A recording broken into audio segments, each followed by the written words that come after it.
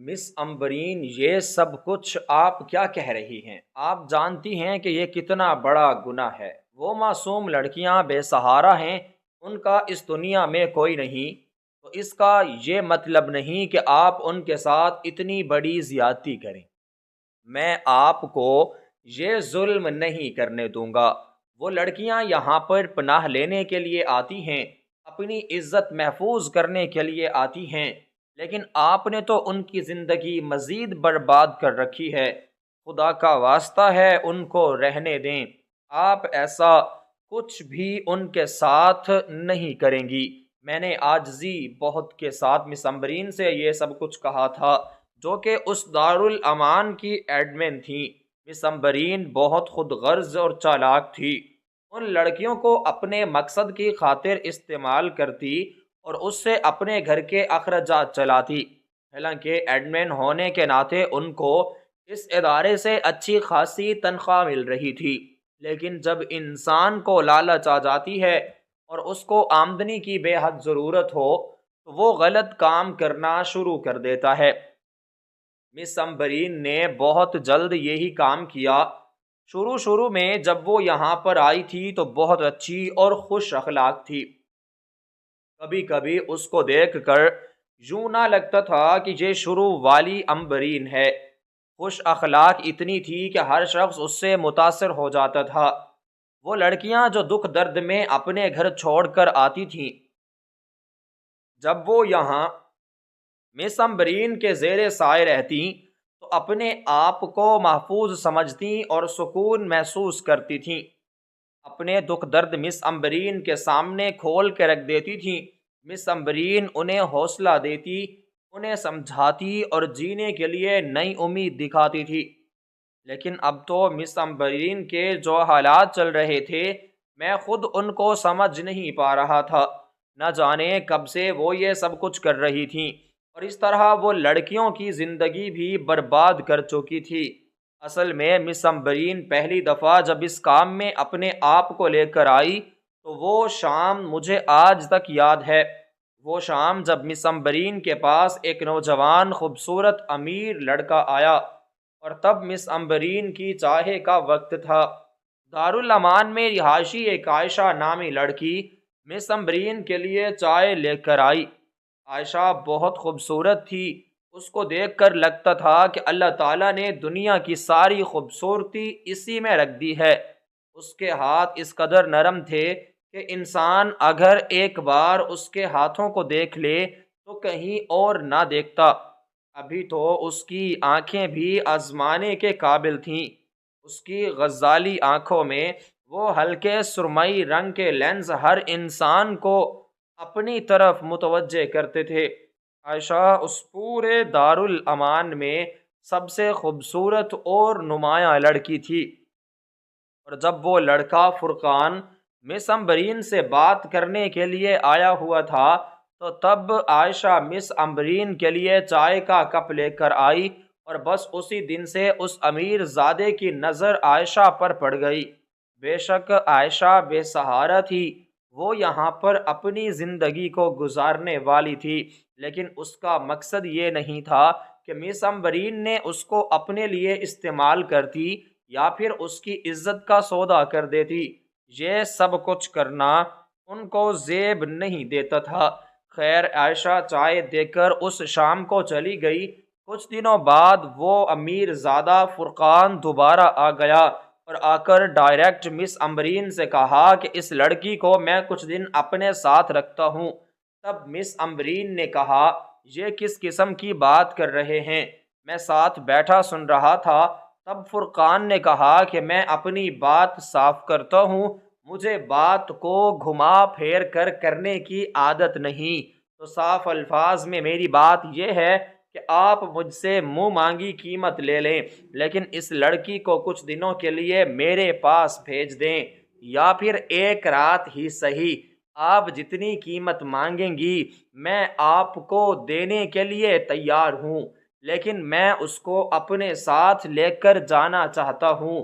اس کو دیکھ کر میری نیت اس پر خراب ہو چکی ہے، میں اس کے ساتھ کچھ وقت گزارنا چاہتا ہوں۔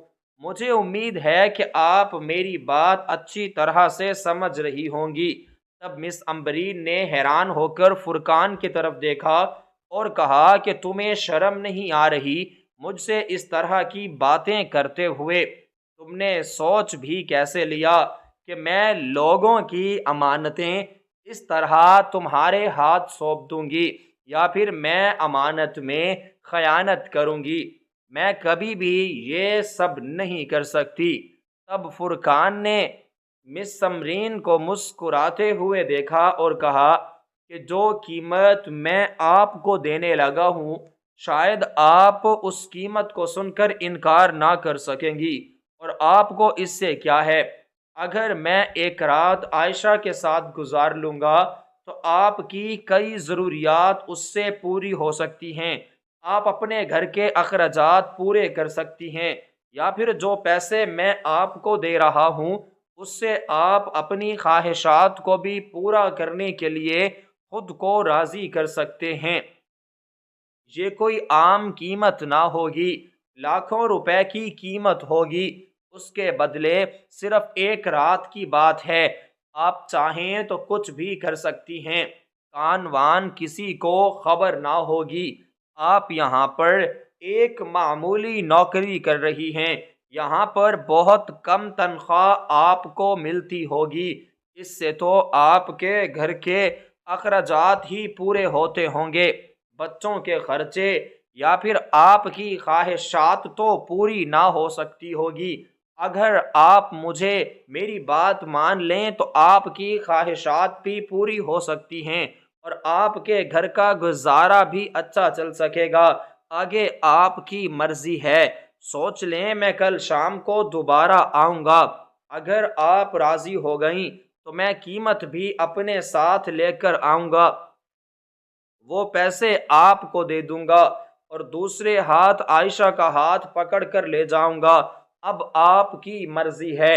یہ سب کچھ کہتے ہی فرقان وہاں سے چلا گیا۔ میں ساتھ بیٹھا یہ سب کچھ سن رہا تھا۔ حیرت سے میں مس امبرین ایسا کچھ بھی نہیں کرنے والی۔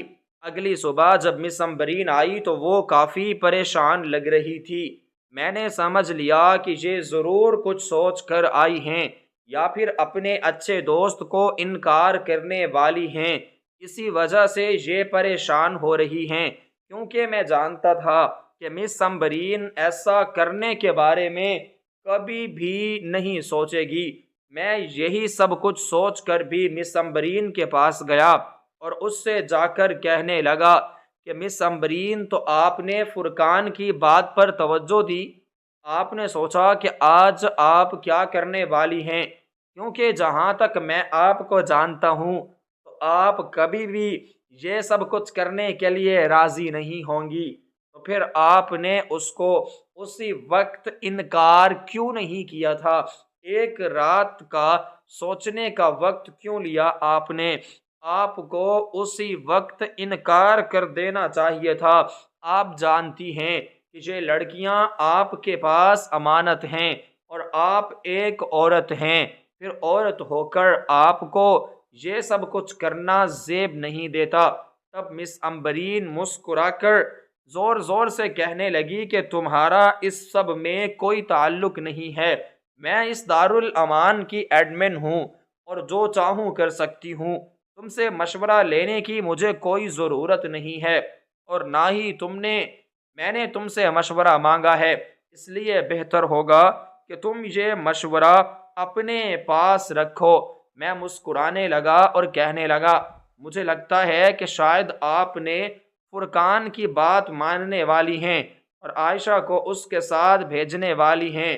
تب ہم مس امبرین نے پریشان ہو کر کہا کہ اگر میں سچی بات کہوں تو میں اس سب کے لیے کبھی بھی نہیں مان سکتی، نہ صرف ایک عورت ہونے کے ناطے بلکہ میں اس دارالامان کی ایڈمن ہوں، اور کسی بھی لحاظ سے یہ سب کچھ کرنا مجھے زیب بالکل بھی نہیں دیتا۔ لیکن اگر میں تمہیں اپنی حالات زندگی کے بارے میں بتاؤں یا اپنی ضروریات زندگی کے بارے میں بتاؤں تو تم خود مجھ سے کہو گے کہ میں کس امبرین، آپ ہاں بول دیں، جو میرے حالات زندگی میرے گھر چل رہے ہیں ان کے بارے میں صرف میں ہی جانتی ہوں۔ جیسا کہ آپ جانتے ہیں کہ میرا ایک بچہ قدرتی طور پر معذور ہے۔ ڈاکٹر نے مجھے امید دلائی ہے کہ 6 ماہ بعد اس کا آپریشن ہو سکتا ہے۔ جب وہ پورے 3 سال کا ہو جائے گا تو ڈاکٹر اس کے لیے ایک کوشش کرے گا، اور یہ کوشش مجھے میرے بیٹے کی دوسری زندگی نظر آ رہی ہے۔ تم جانتے ہو اس کے لیے انہوں نے مجھ سے 1 کروڑ کی رقم مانگی ہے، اور میرے پاس تو اتنے پیسے نہیں کہ میں ان کو 10 لاکھ دے سکوں، تو 1 کروڑ کی رقم میں کہاں سے لاؤں؟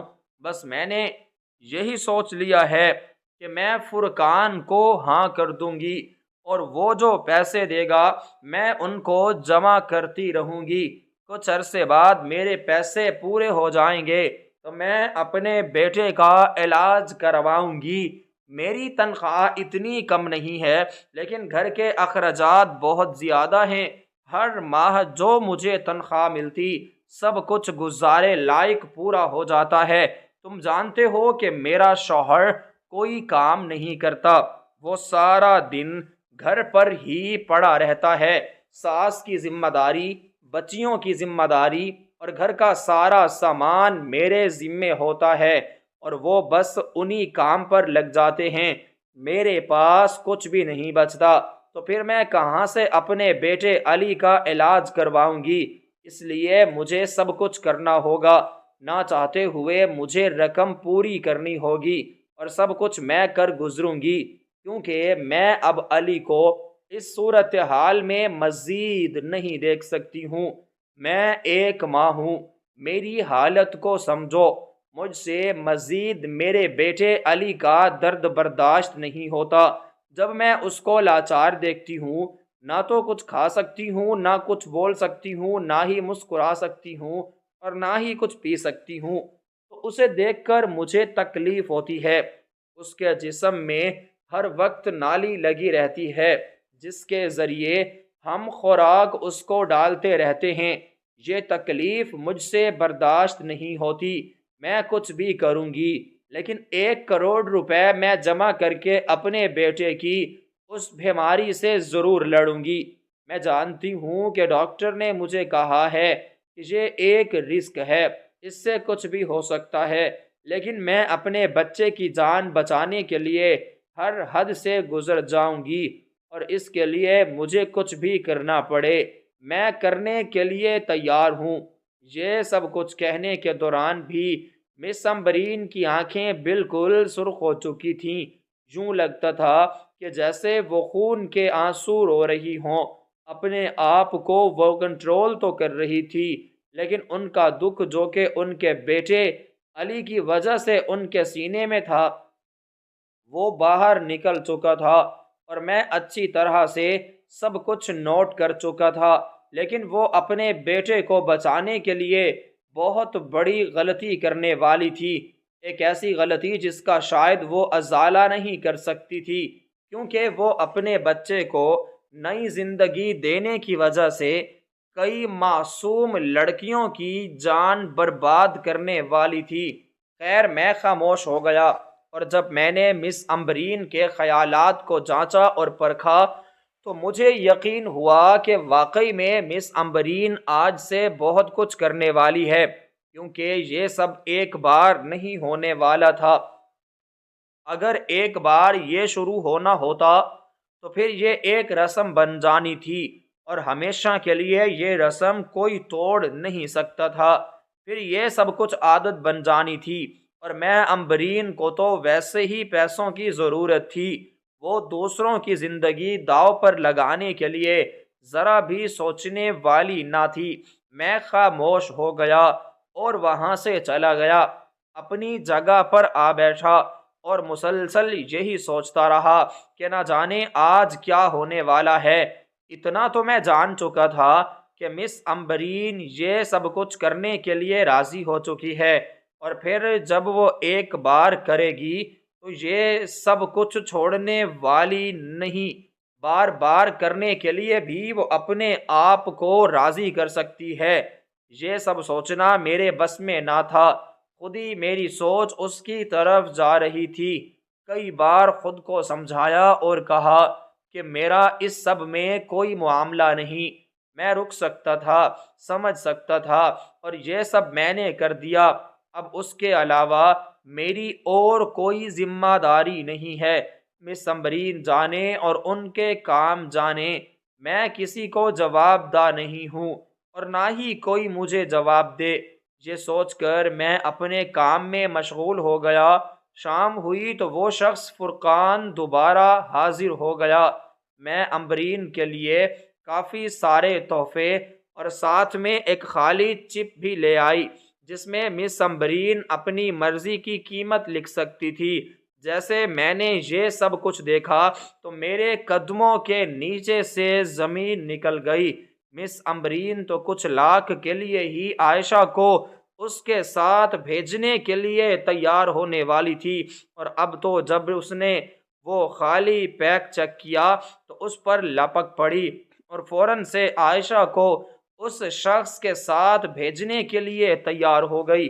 عائشہ کو کہا کہ یہ شخص تمہیں کسی سے ملوانا چاہتا ہے، اس کو تم پسند آ گئی ہو، تم سے شادی کرنا چاہتا ہے، کچھ دیر کے لیے اس کے ساتھ چلی جاؤ، پھر تھوڑی دیر بعد یہ تمہیں اپنے ساتھ یہیں پر واپس لے آئے گا۔ پریشان ہونے کی ضرورت نہیں، میں اس کو جانتی ہوں، یہ میرا بہت اچھا دوست ہے اور اس سے ڈرنے کی ضرورت نہیں، یہ جتنے جیسا بولے تم نے ویسا ہی کرنا ہے۔ عائشہ پریشان ہونے لگی، معصوم سی بولی بھالی اور کم عمر لڑکی تھی۔ اس نے مسکرا کر مس امبرین کی طرف دیکھا جس کو وہ اپنی ماں سمجھتی تھی، جسے وہ اپنا سب کچھ سمجھتی تھی۔ مس امبرین کے سامنے عائشہ نے اپنی زندگی کی پوری کتاب کھول کر رکھ دی، لیکن مس امبرین کو اس پر ذرا ترس نہ آیا۔ وہ اس کو دلدل میں پھنسانے کے لیے پوری طرح تیاری کر چکی تھی۔ آنکھیں بند کر کے عائشہ کا مس امبرین پر اعتبار کرنا اس کو ایک بہت بڑی دلدل میں دھکیل چکا تھا۔ مسکرانے لگے اور کہنے لگی کہ امبرین، مجھے آپ پر پورا بھروسہ ہے، آپ کو بار بار مجھے یہ سب کچھ سمجھانے کی ضرورت نہیں ہے، آپ جیسا بول رہی ہیں میں ویسا کرنے کے لیے تیار ہوں۔ میں ان صاحب کے ساتھ چلی جاتی ہوں، اس کے گھر والوں سے مل کر آ جاؤں گی، اس میں کیا ہی بڑی بات ہے۔ امبرین خوش ہونے لگی اور عائشہ کو بھیج دیا، لیکن تھوڑی ہی دیر بعد جب عائشہ تیار ہو کر آئی تھی تو وہ شخص عائشہ پر لٹو ہونے لگا اور اس کا ہاتھ پکڑنے لگا، کہنے لگا کہ اپنے ہاتھ میرے ہاتھ میں دو اور ہم دونوں ہاتھ پکڑ کر چلتے ہیں۔ تبھی عائشہ کو شک ہو گیا اور وہ کہنے لگی کہ یہ آپ کس قسم کی بات کر رہے ہیں، مجھے آپ کے ساتھ نہیں جانا۔ اور عائشہ نے اس شخص کو بھانپ لیا تھا جس انداز سے وہ عائشہ کو دیکھ رہا تھا اور عجیب و غریب اشارے کر رہا تھا۔ اسی وقت عائشہ کو فرقان کی اس کے بارے میں خبر ہو چکی تھی، اس نے فوراً جانے سے انکار کر دیا۔ مس امبرین نے عائشہ کو سمجھایا اور کہا کہ جیسا تم سوچ رہی ہو ویسا کچھ بھی نہیں ہے، آج اس کے ساتھ تم چلی جاؤ، اگر تمہیں یہ سب غیر مناسب لگے گا تو پھر جیسے تم چاہو گی ویسا ہی ہوگا، تمہیں مجھ پر اعتبار ہے تو تمہیں جانا ہوگا۔ عائشہ اس شیطان عورت کی باتوں میں آ گئی اور نہ چاہتے ہوئے فرقان کے ساتھ چل پڑی۔ میں سب کو جانتا تھا اور سب کچھ اپنی آنکھوں سے بھی دیکھ رہا تھا، مجھے بے حد تکلیف ہو رہی تھی، چاہتا تھا کہ عائشہ کو روکوں، اس کو منع کر دوں کہ وہ نہ جائے، لیکن میرے منع کرنے سے نہ تو عائشہ رکنے والی تھی نہ ہی مس امبرین اس کو یہاں پر ٹھہرنے دینے والی تھی۔ وہ زبردستی بھی عائشہ کو بھیج سکتی تھی۔ بس یہی سوچ کر میں خاموش ہو گیا۔ صبح ہی تو مجھے انتظار ہونے لگا کہ وہ کب لوگ واپس کو آئیں گے۔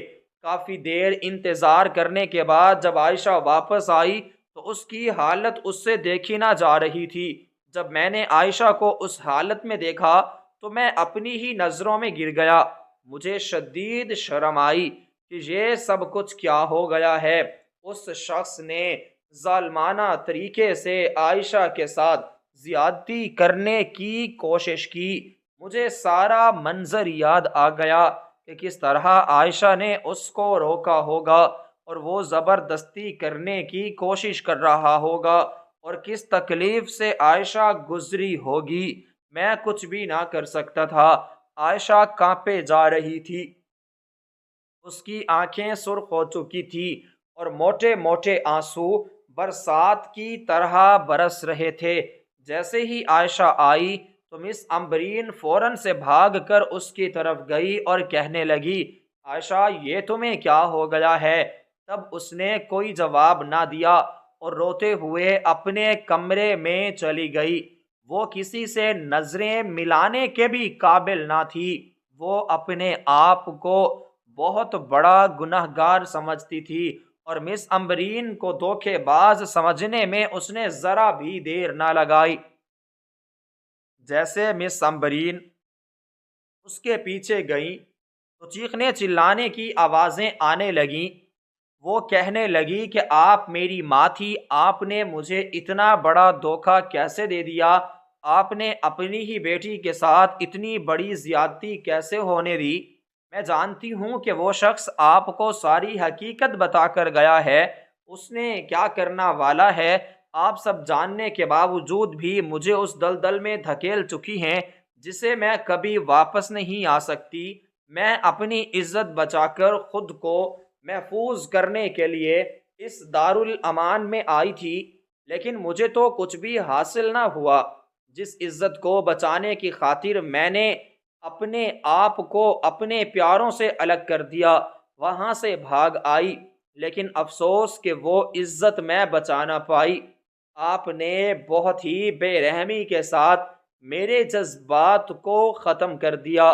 میں اب ٹھنڈی ہو چکی ہوں، شاید کبھی بھی مجھ میں احسان نہ رہے گا۔ جان چکی ہوں کہ کوئی بھی اس جہاں میں اپنا نہیں ہے۔ مس امبرین، میں نے آپ کو اپنی ماں سمجھا تھا، لیکن آپ تو عورت کہلانے کے بھی قابل نہیں ہیں۔ یہ جو کچھ بھی آپ نے کیا ہے، یہ سب کچھ کر کے آپ عورت کے درجے سے بھی گر چکی ہیں۔ اسی طرح کے اور کئی جذباتی الفاظ عائشہ نے چیخ چیخ کر سب کے سامنے مس امبرین کے خلاف کہے۔ اب تمام لوگوں کو مس امبرین کی حقیقت پتہ چل چکی تھی۔ ساری لڑکیوں نے جب مس امبرین کے چہرے سے اترتا نقاب دیکھا تو سب خوف میں آ گئیں۔ اب وہ جان چکی تھی کہ جب عائشہ کے ساتھ وہ یہ سب کچھ کر سکتے ہیں تو باقی لڑکیوں کے ساتھ بھی وہ کچھ بھی کر سکتی ہیں، کیونکہ عائشہ اور مس امبرین کے تعلقات بہت اچھے طریقے سے ہیں۔ وہ یہاں پر رہتی ہیں دونوں ہی۔ سب کو یقین ہو چکا تھا کہ باری باری سب نے اس اذیت سے گزرنا ہے، کیونکہ مس امبرین یہ سب کچھ کرنے میں تھوڑی بھی دیر نہ لگائیں۔ اسی طرح کچھ دن گزر گئے۔ عائشہ اس بات سے کبھی بھی باہر نہ نکل سکی۔ وہ خود کو ہر وقت اذیت میں مبتلا رکھتی تھی اور کہتی تھی کہ میں نے اس پر کیوں یقین کیا، میں کیوں اس کی بات مان کر گئی۔ اب اس نے سب سے بات کرنا چھوڑ دی، تنہائی میں آ گئی۔ کئی بار خودکشی کرنے کی کوشش کی لیکن پھر بچ جاتی تھی۔ اسی طرح کئی دن گزر گئے۔ ایک بار پھر فرقان یہاں پر آیا۔ اب بھی اس کا مطالبہ اور کوئی نہیں بلکہ عائشہ تھی۔ بس امبرین نے صاف انکار کر دیا اور کہا کہ وہ عائشہ کو ہرگز تمہارے ساتھ نہیں بھیجے گی۔ جو حالت تم نے اس کی ہے، بے رحمی کے ساتھ اس پر تشدد کیا ہے، یہ سب کچھ مزید برداشت کرنے والی وہ نہیں ہے۔ اس لیے عائشہ کا نام اپنی زبان سے مت لینا۔ باقی اگر تم چاہتے ہو کہ کوئی اور لڑکی تو میں تمہارے ساتھ بھیجنے کے لیے تیار ہوں، لیکن میں عائشہ کے ساتھ مزید دھوکہ نہیں کر سکتی۔ جیسے مس امبرین نے اس لڑکی کی آفر فرقان کو کی تو وہ ہنسنے لگا اور کہنے لگا کہ اب آپ اپنی لائن پر آ چکی ہیں۔ مجھے زیادہ مشکل نہیں ہوگی آپ سے ڈیل کرنے کی، آپ کی مان لیتے ہیں۔ عائشہ کے بعد آپ کو جو خوبصورت لڑکی لگتی ہے اس کو لے آئیے، اس کی باری ہے۔ رومانہ کی، اور پھر رومانہ نے اپنی قسمت کو خود آزمائش میں ڈالا تھا۔ جب سے وہ یہاں پر آئی تھی اس نے ایک منٹ کے لیے بھی سکون کو نہ دیکھا تھا۔ مس امبرین کو وہ ذرا بھی پسند نہ تھی، کیونکہ رومانہ اپنے والدین کی اکلوتی بیٹی تھی۔ جب اس کے والدین کا انتقال ہوا تو اس کے رشتہ داروں نے اس پر ظلم و ستم کرنا شروع کر دیا، زبردستی اس کی جائیداد کے پیچھے پڑے تھے۔ رومانہ کے نام سب کچھ تھا، اسی وجہ سے وہ پناہ لینے کے لیے اس دارالامان میں آ گئی۔ اس کے رشتہ داروں نے مس امبرین سے کہا کہ وہ لاکھوں روپے دیتے ہیں، لیکن اس کے بدلے رومانہ کو ان کے حوالے کرنا ہوگا، لیکن رومانہ نے جانے سے انکار کر دیا۔ تب سے مس امبرین اس سے غصہ کرتی تھی اور اس کو پسند نہ کرتی تھی۔ یہی وجہ تھی کہ جیسے اس شخص نے کہا کہ آپ اپنی مرضی کی کوئی ایک لڑکی میرے ساتھ بھیج دیں، تو اس نے رومانہ کو سب سے آگے نکالا اور اسے زبردستی اس کے ساتھ بھیج دیا۔ رومانہ جانے کے لیے ذرا بھی راضی نہ تھی، وہ چیختی رہی، روتی رہی، چلاتی رہی۔ سب اس کی آواز سن تو رہے تھے لیکن کوئی بھی اس کی مدد کے لیے نہ بڑھا، اور وہ فرقان جو انسان کی شکل میں درندہ تھا زبردستی اس کو اپنے ساتھ لے گیا۔ میں چاہتا تھا کہ اس کو روک لوں، لیکن میری یہاں پر اتنی بھی نہ سنی جاتی تھی کہ میں یہ سب کچھ کرنے سے روک لیتا۔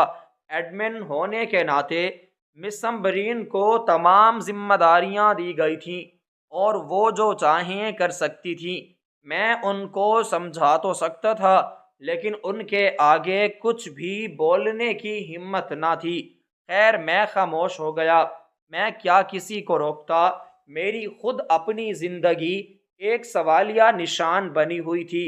والدین کا بچپن میں انتقال ہوا اور پھر اپنے بہن بھائیوں کی ذمہ داریوں نے مجھے کم عمر میں بہت بڑا بنا دیا تھا۔ میری 2 چھوٹی بہنیں تھیں اور پھر ان سے چھوٹا ایک بھائی۔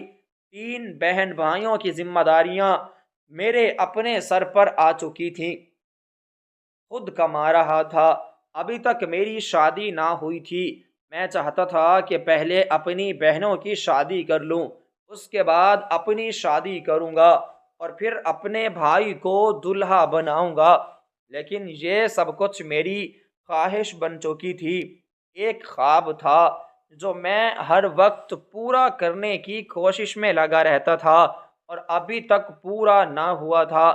بہنوں کو میں نے جتنا ہو سکتا تھا تعلیم بھی دلوائی، کیونکہ میرے پاس اتنے پیسے نہ تھے کہ میں ان کی تعلیم میں اخراجات اٹھانے کے ساتھ ساتھ گھر کے اخراجات بھی پورے کرتا۔ اور پھر وہ لڑکیاں تھیں، ان کے کئی اخراجات اور خواہشات ہوتی تھیں جن کو مجھے ہر ماہ پورا کرنا ہوتا تھا۔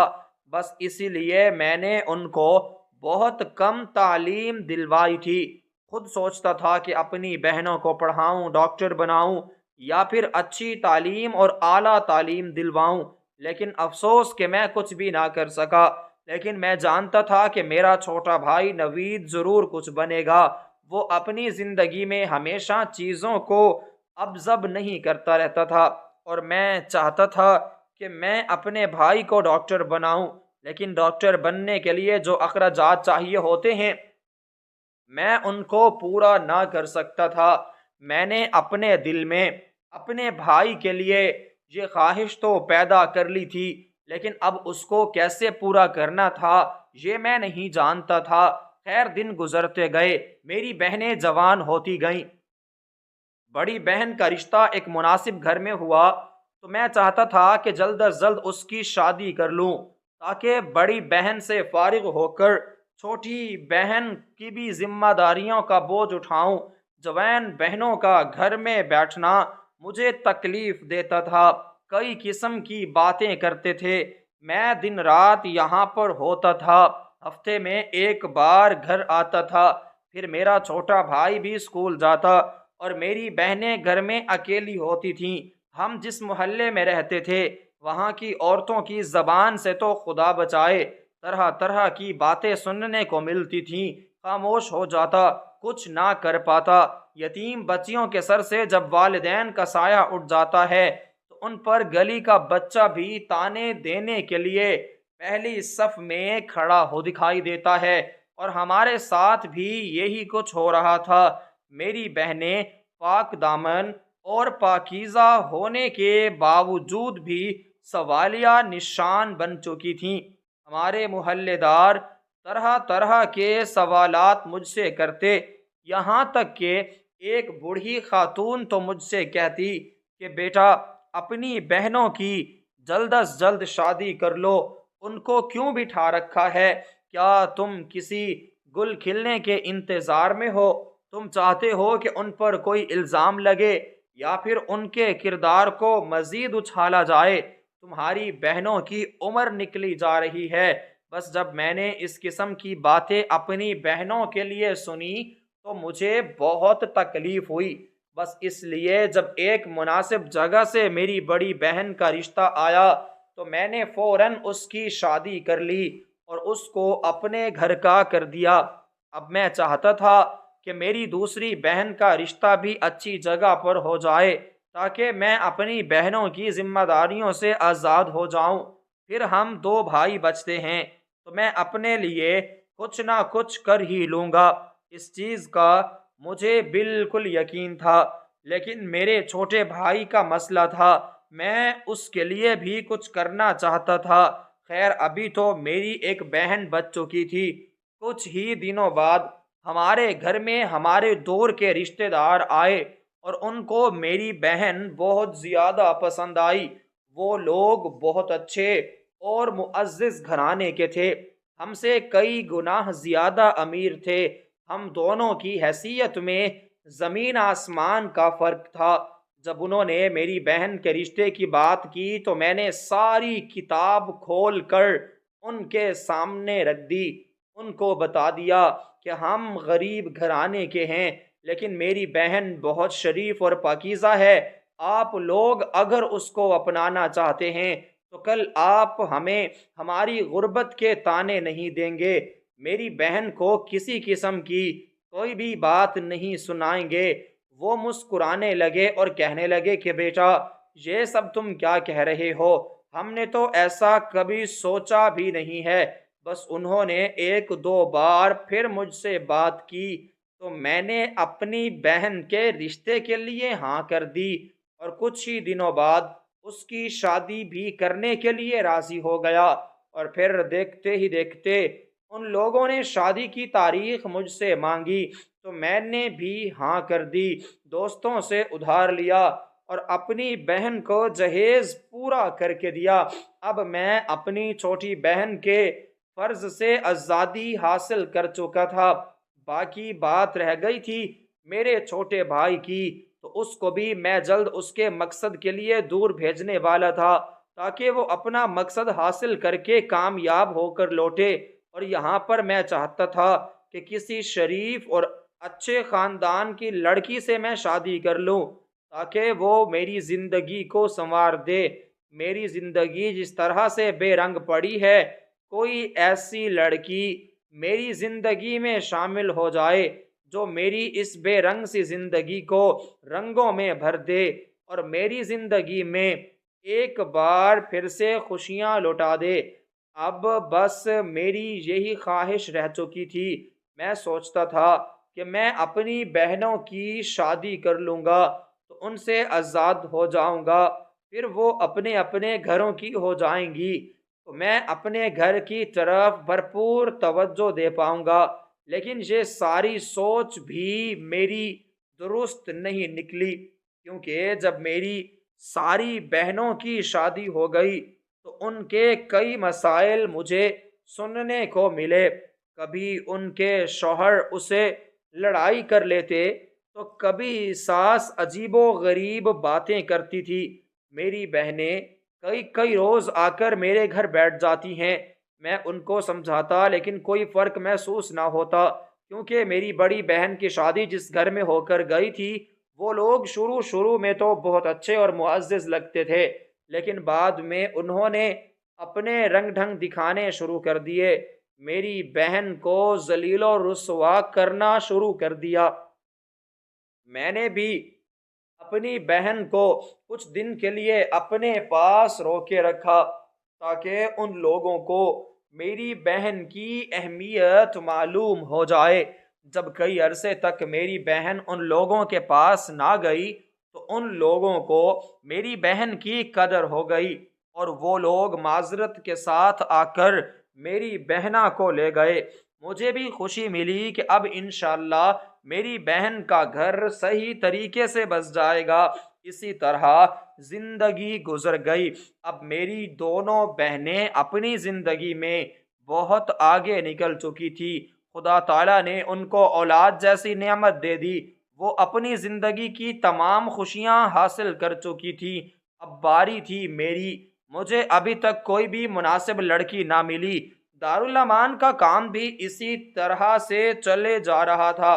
پہلے جہاں پر مس امبرین ایک دو لڑکی کو زبردستی غیر مردوں کے ساتھ بھیج دیتی تھی، اب ہر رات ایک بڑی تعداد کو وہ بھیجنے لگی، کیونکہ اسے 1 کروڑ کی قیمت پوری کرنی تھی، اور وہ سب کچھ بہت ہی آسانی سے کر رہی تھی۔ لڑکیاں زبردستی بھیجی جاتی اور صبح کو وہ لوگ ان کو استعمال کر کے واپس کر دیتے تھے۔ مجھے بہت غصہ آتا تھا، شدید نفرت ہوتی ہے ایسے کاموں سے، اور کئی لڑکیوں کی حالت تم سے دیکھی بھی نہ جاتی تھی۔ شرم سے میں اپنی نظریں چھکا لیتا تھا جب لڑکیاں صبح سویرے واپس آتی تھیں، وہ چلنے کے قابل نہ ہوتی۔ خیر، ایک دن اچانک ایک لڑکی جو بہت کم عمر کی تھی، دارالامان میں اپنے آپ کو محفوظ کرنے کے لیے آئی۔ اس بیچاری کو یہ علم نہ تھا کہ وہ کس دارالامان میں آ چکی ہے، یہاں پر اس کی عزت محفوظ نہ تھی۔ مجھے یقین تھا کہ مس امبرین اس کے ساتھ بھی یہی سب کچھ کرنے والی ہے۔ مجھے غصہ تو آتا لیکن میں خاموش ہو جاتا۔ لیکن اس لڑکی کی عمر بہت کم تھی، اتنی نفیس اور معصوم تھی کہ یوں لگتا تھا جیسے اگر اس کو ہاتھ لگائیں گے تو یہ میلی ہو جائے گی یا پھر چھونے سے بھی خراب ہو جائے گی۔ اس کو دیکھ کر خدا کی قدرت یاد آتی تھی، بے انتہا خوبصورت اور معصوم تھی۔ وہ کسی کو اپنی آنکھوں سے دیکھتی تو یوں لگتا تھا کہ جیسے وہ شخص اس کی قید میں گرفتار ہو چکا ہو۔ بس مجھے بھی اس نے دیکھا تو میرا حال بھی یہی ہو چکا تھا، جیسے اس نے مجھے اپنی خوبصورت حرم جیسی نظروں سے دیکھا تو میں اس کی محبت میں گرفتار ہو گیا۔ وہ مجھے اچھی لگنے لگی، لیکن مجھے اس سے شادی بالکل نہیں کرنی تھی۔ دارالامان میں آئی ہوئی لڑکی سے میں کیسے شادی کر سکتا تھا؟ نہ جانے وہ کس سبب سے یہاں آئی تھی، اس کے پیچھے کیا کہانی تھی۔ میں اس لیے غلط راستہ اپنانے کی کوشش کی۔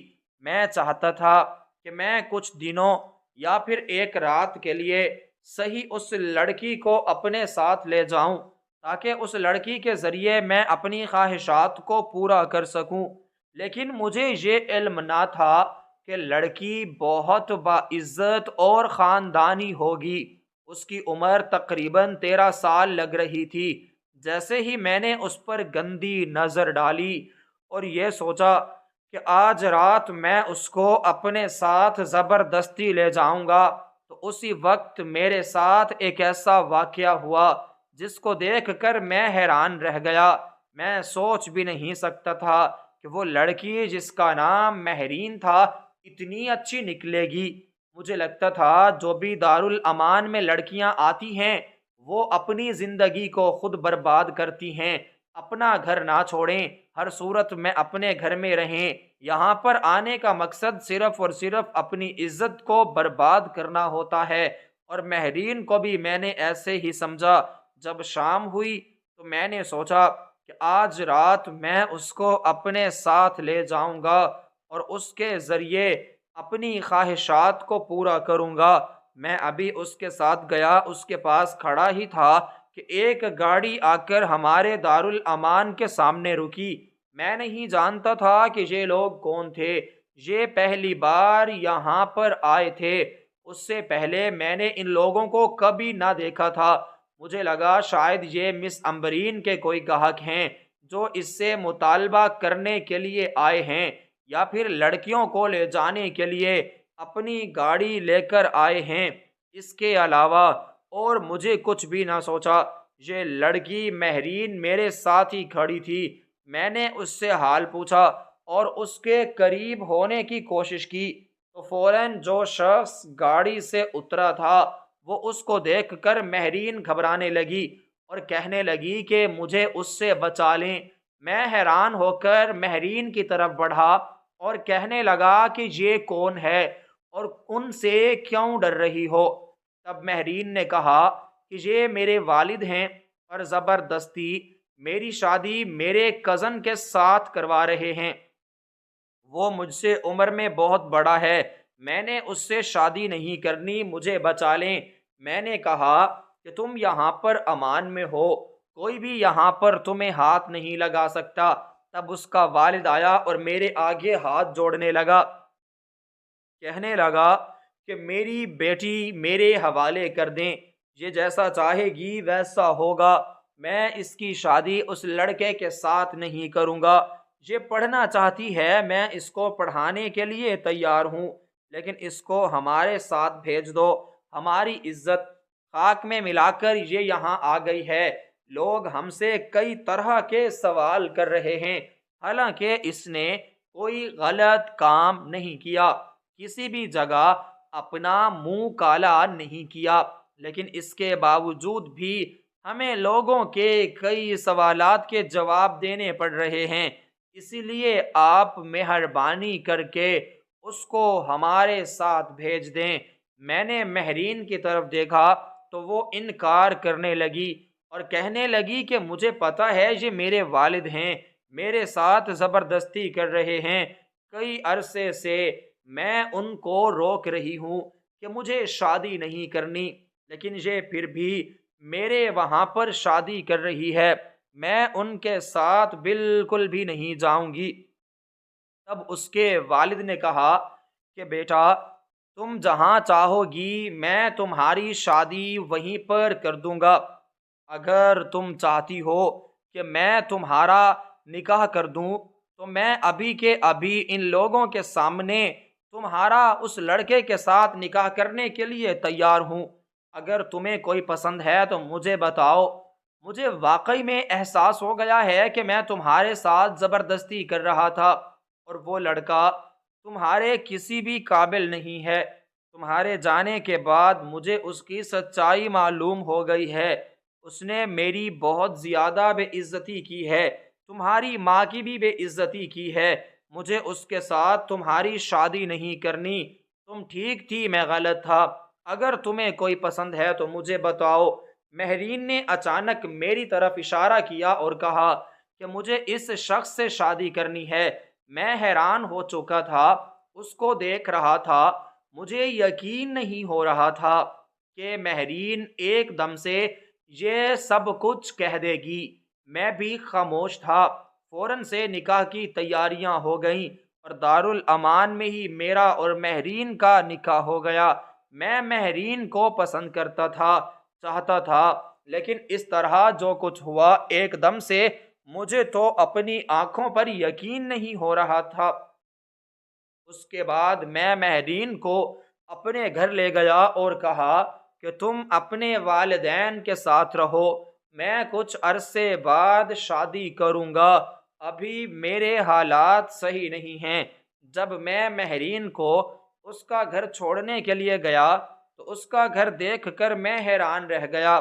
مہرین اپنے والدین کی اکلوتی بیٹی تھی، اتنی زیادہ جائیداد تھی کہ میں دیکھ کر حیران رہ گیا۔ شاید یہی وجہ تھی کہ اس کے والدین اس کی شادی اس کے چاچا زاد کزن کے ساتھ کرانا چاہتے تھے تاکہ جائیداد کا مالک وہ بن جائے۔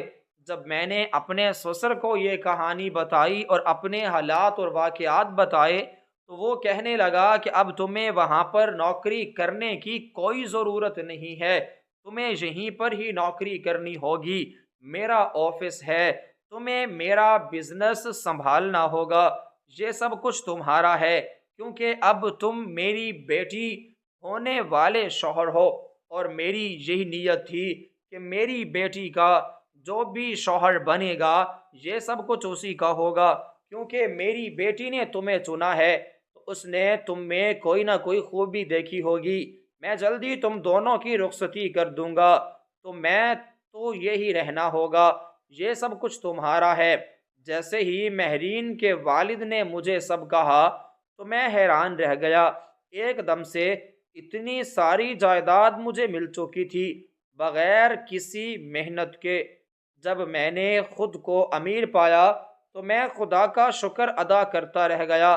تب مجھے یاد آیا کہ اگر میں چاہتا تو یہ ساری دولت ناجائز پیسوں سے بھی حاصل کر سکتا تھا، یا مس امبرین کا ساتھ دے کر مجھے اتنی دولت مل سکتی تھی، لیکن میں نے اس کا ساتھ نہیں دیا، سچائی کا ساتھ دیا۔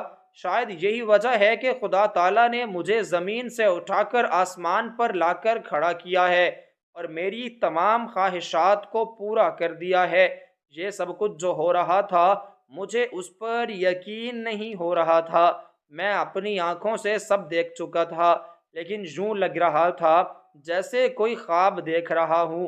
مہرین جو مجھے پہلی نظر میں بے حد پسند آئی تھی، آپ اس کے ساتھ میں ہماری ساری زندگی گزارنے والا تھا، اور وہ بھی اسلام کے مطابق شرعی طور پر وہ میرے نکاح میں آ چکی تھی۔ اس کے بعد میں نے اپنے بھائی کو بھی تعلیم دلوائی، اپنی بہنوں کی بھی کمی بیشی پوری کی۔ وہ لوگ جب میری دلہن کو لینے کے لیے آئے تو بہت زیادہ خوش ہوئے، اور جب گھر کو دیکھا تو ان کی آنکھیں نم ہو گئیں، مجھے دعائیں دیں اور کہا کہ بھائی جان، یہ سب کچھ آپ کو خدا تعالیٰ نے صبر کا صلہ دیا ہے، اور آپ نے جو یتیموں کی ذمہ داری اٹھائی ہے یہ اسی وجہ سے خدا تعالیٰ نے آپ کو دیا ہے۔ اس کے ساتھ ہی میں اپنے بہن بھائیوں کو کبھی نہ بھولا، میں ان کی قدر کرتا رہا، ضروریات پوری کرتا رہا، اور میں نے مس امبرین کے اس کام کو بند کروا دیا۔ جلد ہی میں نے وہاں پر پولیس بھیج دی اور ساری حقیقت پولیس والوں کو بتا دی۔ بہت جلد وہ دارالامان بھی ختم ہو گیا، اور تمام دارالامان میں ایسے کام ختم کر دیے گئے